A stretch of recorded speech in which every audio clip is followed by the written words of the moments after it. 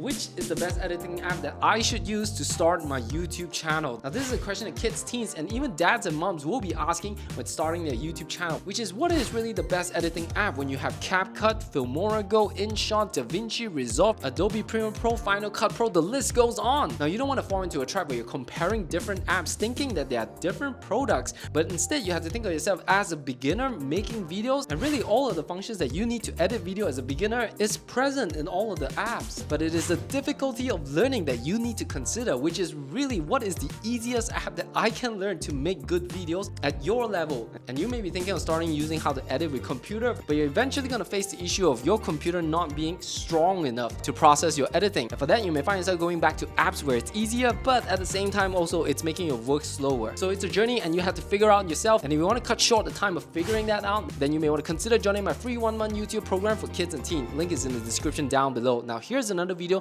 that you may be interested to watch.